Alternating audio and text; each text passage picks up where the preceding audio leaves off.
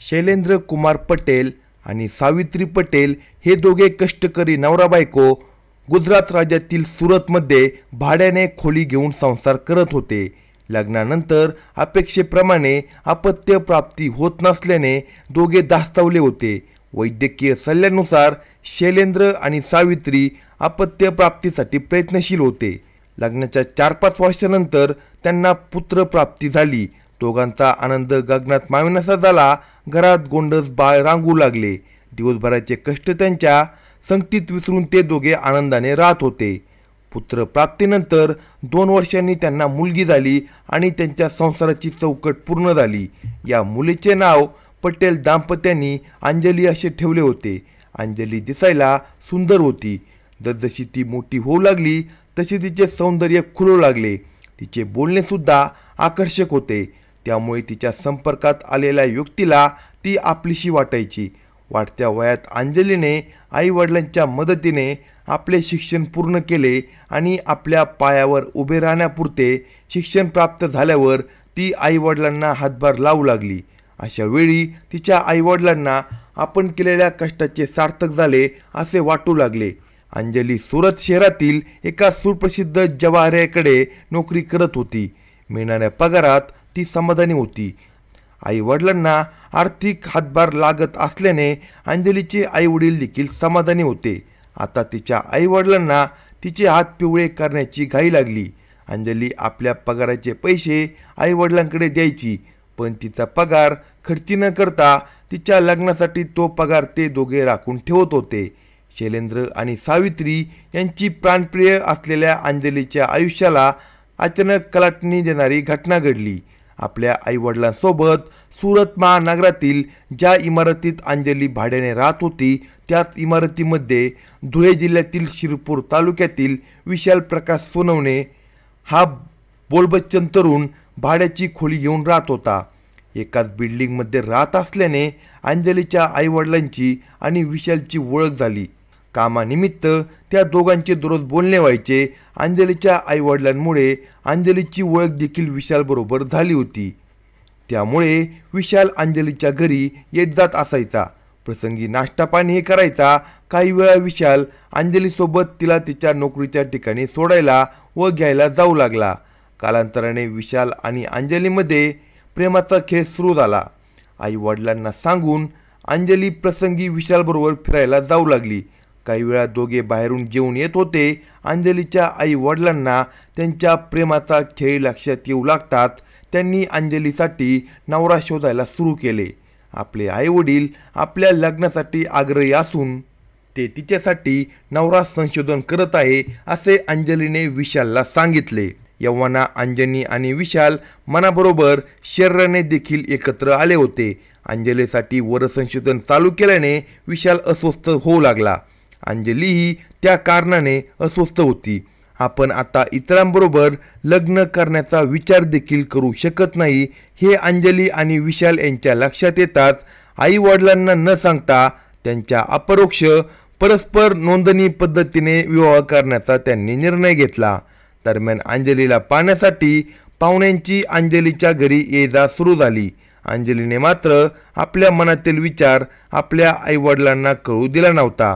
विशाल सुद्धा अंजली सोबतच आंतरजातीय प्रेमविवाह नोंदणी पद्धतीने करण्यासाठी आग्रही होता.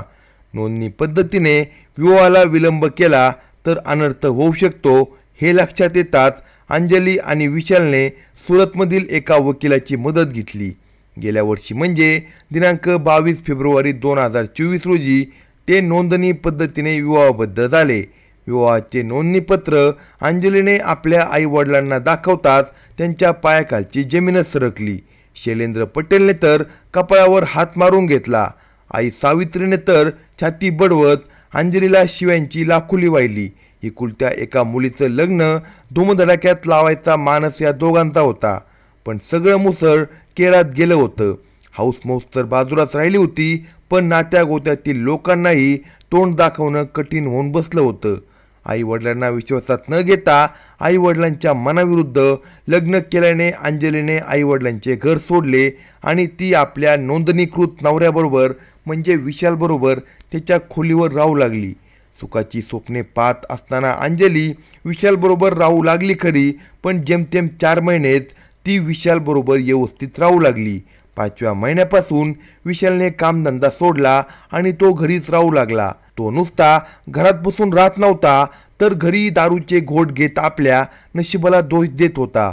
अंजली दररोज स्वयंपाक करून कामावर जायची आणि सायंकाळी थकून भागून घरी यायची. घरकामाला झोपून घ्यायची.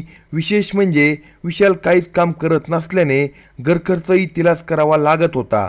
त्यामुळे अंजली गोत्यात आली होती.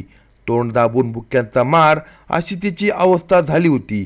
अंजलीची दुरावस्था उघड्या डोळ्याने पाहण्याची वेळ तिच्या आईवडिलांवर आली होती.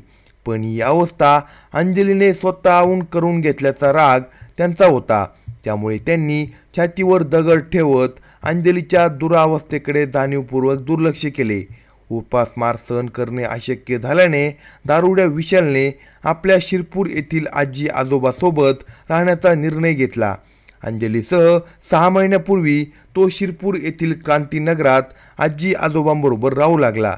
आजी आजोबा वयोवृद्ध असल्याने नाटसून घरकामाला लाभली, म्हणून त्यांनी अंजली आणि विशालला आपल्याकडे आसरा दिला. काही दिवस विशाल व्यवस्थित वागत होता, म्हणून अंजली मनातून सुखी होती. पण हे सुख तिला जास्त दिवस लाभलं नाही. काही दिवसातच विशाल पुन्हा दारू डोसायला लागला आणि अंजलीवर घाणेरडे आरोप करून तिचा तिटकारा करू लागला. आगीतून निघून फुफाट्यात पडल्याची जाणीव अंजलीला झाली होती, पण सहन करण्यापलीकडे तिच्यासमोर पर्याय नव्हता. आता तर दारूच्या नशेत विशाल अंजलीच्या चारित्र्यावर संशय घ्यायला लागला होता. ती मुळात सुंदर आणि बोलायला लागवी होती, हाच तिचा दोष होता. अंजलीला इकडे आड तिकडे विहीर असे झाले होते. सुरत सोडून विशालबरोबर ती धुळे जिल्ह्यातील शिरपूरमध्ये आली होती, तेव्हा ती गरोदर होती. अंजलीला दिवस राहिल्यापासून तिच्या मागे विशालच्या माध्यमातून संकटाची मालिका सुरू झाली होती. गर्भावस्थेत ती सुरतहून शिरपूरला आली तेव्हापासूनच आराम आणि गोड कौतुक तर राहिलं बाजूला, उठता बसता तिला शिव्याची लाकुली खावी लागत होती. घरकामाने ती बेजार होत होती. आता तिला विशालचा ताप सहन होईना झाला होता. नाईलाज म्हणून ती आपल्या आईला म्हणजे सावित्रीला व्हॉट्सॲपवरून विशाल तिचा कसा छळ करतो या संदर्भात मेसेज पाठवू लागली होती. दरम्यान 14 दिवसापूर्वी अंजलीने एका सुंदर मुलाला जन्म दिला. आपल्याला मुलगा झाल्याचा आनंद होईल आणि विशाल सुधारेल अशी अंजलीची अपेक्षा होती, पण झाले उलटेच. बाळंतपणाचा खर्च वाढला. घरात आर्थिक तणाव निर्माण झाल्यामुळे विशाल अधिकच चिडचिडा झाला. आता तर त्याने दारूच्या नशेत हे बाळ माझं नाहीच असा घाणेरडा आरोप अंजलीवर केला. त्या दिवसापासून अंजली हादरली होती आणि मनाने खचली होती. जगण्यातील तिचा रसच संपला होता.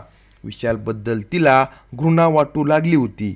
या अवस्थेत आईवडिलांकडून कुठल्याच प्रकारची सहयोगाची तिला अपेक्षा नव्हती.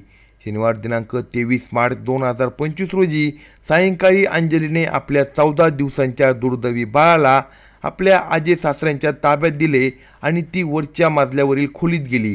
बऱ्याच वेळानंतर आजोबाजवळचं बाळ रडू लागलं म्हणून ते अंजलीला हाका मारू लागले, पण अंजली खाली आली नाही किंवा तिच्याकडून काही प्रतिसादही आला नाही. म्हणून अंजलीचे आजी सासरे वरच्या मजल्यावरील खोलीकडे अंजलीला बोलवण्यास गेले. वरच्या मजल्यावरील खोलीला लोखंडी दरवाजा होता. त्याची कडी आतून लावली होती, पण दरवाजातून खोलीतलं सर्व दिसत होतं.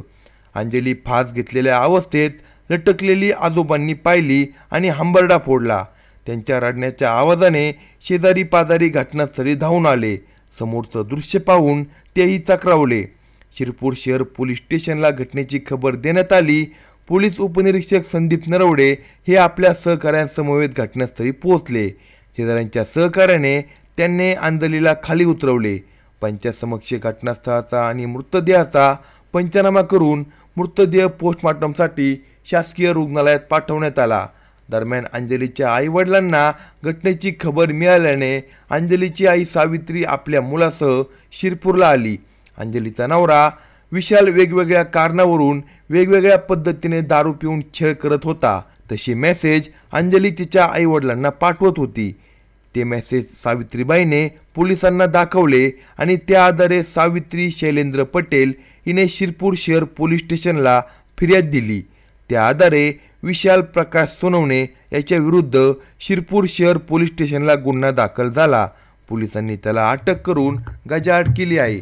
अशाच नवनवीन क्राईम स्टोरी ऐकण्यासाठी कलम 302 या मराठी चॅनेलला सबस्क्राईब करा आणि आपल्या प्रतिक्रिया कमेंट बॉक्समध्ये कळवा.